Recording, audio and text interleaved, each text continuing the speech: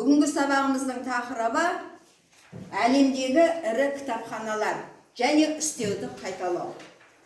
Оқулығымыздың осы бетті ашамыз. Кәнекей. Оқулықтарыңды ашыңдар. Бүгінгі күнді жазамыз дәптерімізге. Дәптерімізге бүгінгі күнді жазыңдар.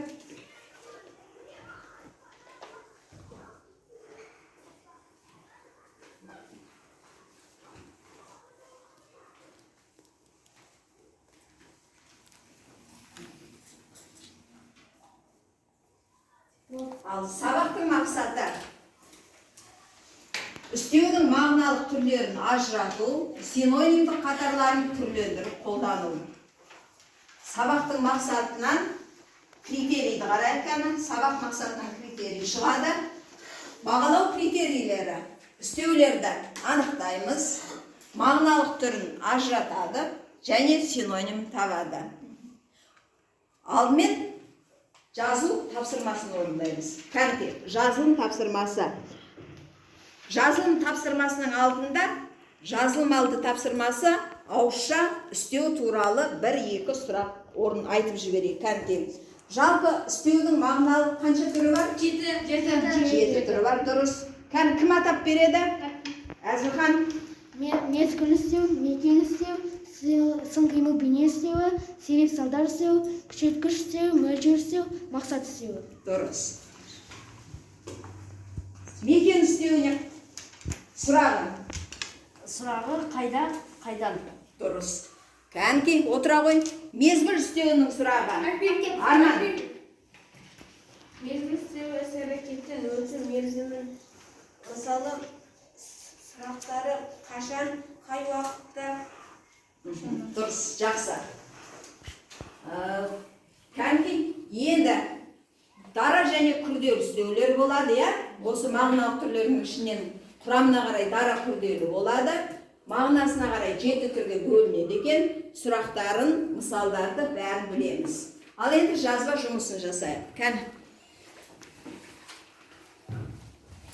Үстеулерді тауып,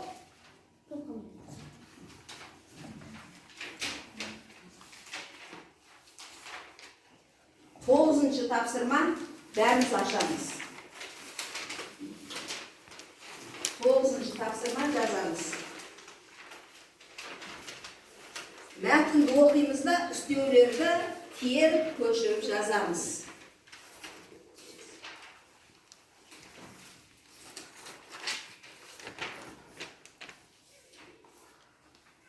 Жүз 44-ші бет.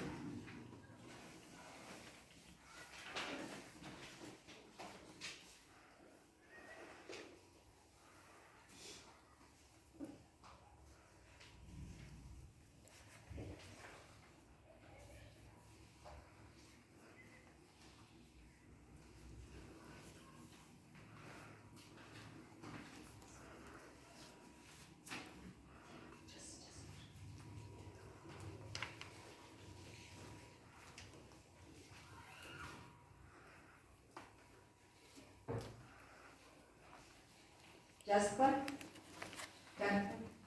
Қол көтерейік. Балнұр жауап берем дейді. Балнұр. Ең еркін, ең әрі мұнда. Дұрыс па? Бәріміз осындай ма? Бәріміз осындай екен. Жақсы. Ал енді осы үстеулердің синонимін тауып көрейік. Синонимдік қатармен толықтырайық. Кәне, синонимдерін кім табады екен? Жеке-жеке айтуға да болады. Синоним дегеніміз не? Мәндері, мағынасы бір-біріне жуық сөздер. Дұрыс. Мағынасы бір-біріне жуық сөздерді, мәндес сөздерді синонимдер дейміз.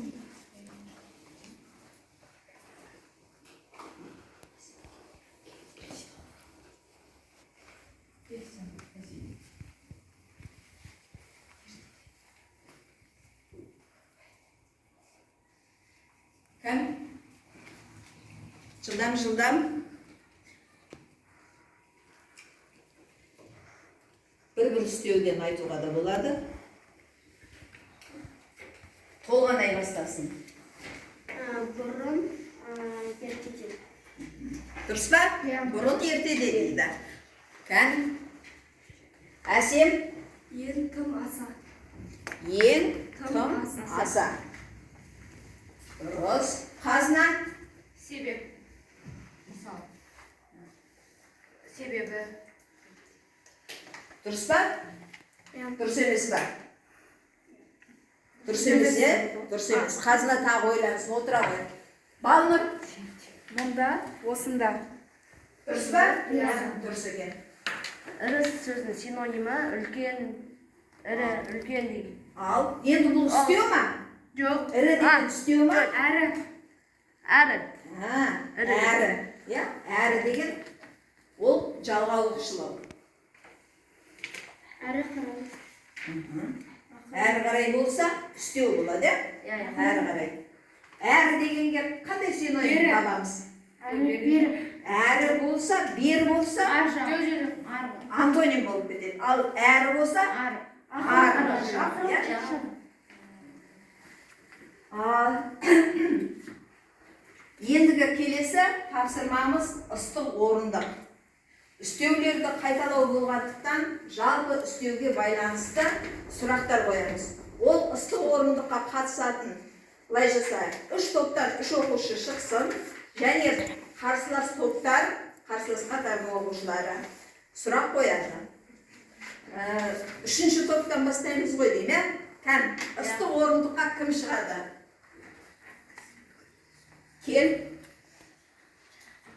Келіңдер біреу. Кел Толғанай. Ал Толғанайға сұрақ қоятын 2-ші қатардың оқушылары. Ал Толғанайға сәттілік тілейік, күймесін 3 сұрақ қоямыз. Әзілхан. Мезгіл істеуі. Ол мезгіл істеу дегеніміз мезгілді білдіреді. Қай уақытта, іс-әрекеттің қай уақытта болып жатқанын. Мысалы, кеше, бүгін, сұрағы қашан. Дұрыс па? Иә. Дұрыс дейді. 2-ші сұрақты қояды, кәні 2-ші топтан Әсем қояды. Екен істеу дегеніміз не? Екен істеу қай жерде болып жатқанын білдіреді. Іс-әрекеттің қай жерде болып жатқанын білдіреді. Мысалы, жоғарыда, төменде, үстінде деген сияқты. Сұрағы қайда? Дұрыс па? Дұрыс дейді. Кәніке Нұржан қояды сұрақты. Істеудің қанша мағыналы түрі бар және оларды атап берді? 7 түрі бар. Мекен істеу, мезгіл істеу, сын қимыл істеу, мөлшер істеу, сосын күшейткіш істеу, сосын мақсат істеу бар. Болды ма жетеу? Себеп салдары. Сонымен Толғанай не істеді? Бір үстеуді таба алмай күйіп қалды. Тұра ғой Толғанай. Кәні, 2-ші қатардан тақтаға ыстық орындыққа шығатын оқушы кім? Әзілхан шығамын дейді. Кәні, Әзілханды көрейік. Ал Әзілханға сұрақ қоятын 3-ші топтың оқушылары. Мезгіл істеудің сұрағын мысалын Келдір. Мысалы келдір. Сұрақ, мысалы. Мезгіл істеу қимылдың іс-әрекеттің өту орнын білдіреді. Сұрақтары қашаннан қай уақытта? Биыл жаздай, ала күзде. Дұрыс па? Дұрыс екен. Ал тағы да кім сұрақ қояды? Аружан қояды ау деймін сұрақты. Сын қимыл істеу дегеніміз не? Сын қимыл бейне істеу дегеніміз іс-әрекеттің амалын, сынын, тәсілін білдіреді. Сұрақтары қайда, қашан? Емін еркін, ақырын, әзер, шапшаң. Дұрыс па? Дұрыс дейді. Толғанай. Екен істеу дегеніміз қимылдың өту бағытын білдіреді. Сұрақтар қашаннан, мысалы, артта, мұнда, жоғарыда. Ал енді сұрағың қандай болды Толғанай? Мекен істеу. Мекен істеу. Ал жауап қандай болды? Қашан. Қашан деді. Әзілхан ыстық орындыққа күйді. Соңғы үшінші сұрақта. Ал енді бірінші қатарды көрейік. Сонда біздің оқушылар үшінші сұраққа келгенде сәл қиындау болып тұр жағдайымыз. Шығады Арман. Арман, басын көтер. Ал Арманға сұрақ қояды екінші қатардан. Әзілхан. Үстеудің мағыналық түрлері. Үстеуде мағыналық түрлеріне жетеу. Біріншісі мекен, мезгіл істеуі, сын, қимыл, күшейткіш, мақсат, мөлшер істеуі, себеп салдар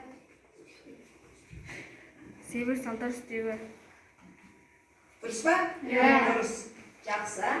Келесі сұрақты бірінші қатардың өзіне де қойғызайық, бұлар араласпай қалды ғой. Шұғыла қояды келесі сұрақты. Мезгіл істеуі дегенде. Дауысын шығар. Мезгіл істеуі дегенде. Мезгіл істеуі іс-әрекеттің қай уақытта, қай мезгілде өтетінін білдіреді. Сұрақтары Қашаннан.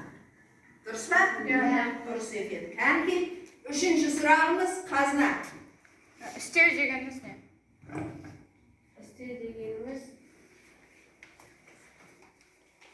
Қимыл іс әрекеттің көмектесейік. Бір оқушы айтса, әсем айтып берсін. Істеу дегеніміз іс-әрекеттің мезгілін, мекенін, өту амалын, себебін, мақсатын білдіреді. Дұрыс па? Дұрыс, отыра ғой. Ал Арманды да күйдірдік па? Күйдірдік, енді отырсын. Сонымен үстеуден өткенді қайталадық, үстеудің синонимдік қатарларын таптық, жалпы біз бағалау критерийін орындадық, орындадық. Үй тапсырмасын алыңдар. 10-шы тапсырманы аламыз үйге.